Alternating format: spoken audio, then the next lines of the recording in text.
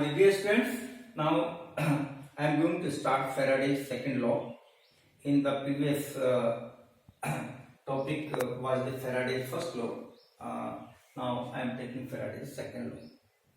As you know that we are discussing the quantitative aspect of the electrolysis, means how much amount of substance deposited on the electrode, or in the gas form how much amount of gas liberated on the electrode, that can be determined by that was determined by Faraday, and he proposed that quantity aspect in two forms: Faraday's first law that already we have discussed, now Faraday's second law. What Faraday's second law says? It has two forms. There are two forms of Faraday's second law. First form, I am taking one example. Let us say sodium. When sodium ion gain electron, it gives sodium metal. This is sodium ion gaining one electron, gives sodium metal. Okay. Basically, it is not a single ion, single cation. This is 1 mole of sodium cation, and that's why it will gain 1 mole of electrons, and then it will produce 1 mole of sodium atoms. So 1 mole of sodium atom, in terms of mass, this is 1 mole of sodium atom. And number of atoms, how much? 6.0 10 by 23. And mass will be equal to 23 grams. So we can say 1 mole of sodium atom deposited by 1 mole of electrons, and 1 mole of electrons in terms of quantity of charge equal to 1 Faraday. That is 96500. It means 23 gram of sodium will be deposited by, if quantity of charge is equal to 1 Faraday, that is 96500 coulombs. Similarly, if I take another example, magnesium ion, this is the relationship. That 1 mole of magnesium ion gains 2 moles of electrons and gives 1 mole of magnesium metal. So 1 mole of magnesium equal to 24 gram. It means 24 gram of magnesium will be deposited when we pass current equal to 2 Faraday. 2 Faraday means 2 into 96500 coulombs. Similarly, if I take example of aluminium, the positive aluminium metal. This is 1 mole of aluminium equal to 27. So 1 mole of aluminium metal, that is 27 gram, will be deposited on the electrode if we pass current quantity of charge equal to 3 Faraday. These are experimental data. So how can we define Faraday's second law? Liberation, we can say, यहाँ पे क्या हो रहा है कि 1 मोल का deposition हो रहा है, कैसे? 1 फेराडे से. ये हमें कैसे पता चला 1 फेराडे? क्योंकि 1 पॉजिटिव चार्ज. यहाँ पे कितना पॉजिटिव चार्ज है? 2 फेराडे. यहाँ चार्ज कितना है? 3 फेराडे.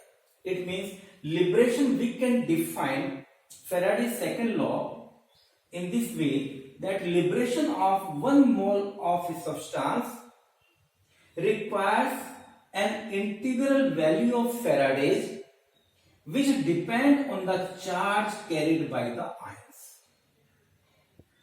1 मोल के डिपॉजिट करने के लिए कितने फैराडे चाहिए, वो किस बात पे डिपेंड करते हैं? Charge carried by the ion.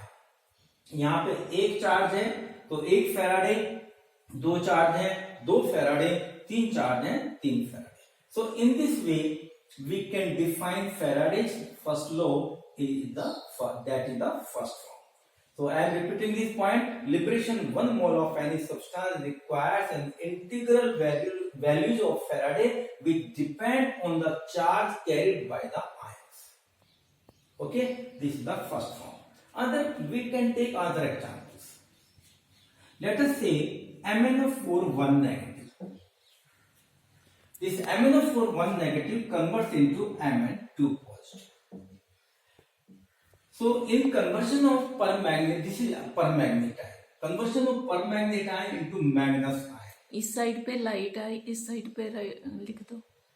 Okay. इस साइड पे नहीं पड़ता रोशनी. Another example, one more example, let us say permanganate ion, Mn2 positive. How much charge will be required? How many Faraday will be required to convert permanganate ion into manganese ion? How can we decide? Because there is conversion of manganese ion Mn into Mn2 positive. So we have to calculate what is the charge on this ion. The charge Mn positive will have charge +7. कैसे calculate किया हमने? So we can calculate. यहाँ पे Mn पे कितना charge बताया मैंने? +7. How can we calculate? What is this charge? Yes. What is this charge? This is the oxidation number. So we have to calculate oxidation number. Whatsoever oxidation number is, that is the considered charge on the ion. So how can we calculate? We can calculate in this way.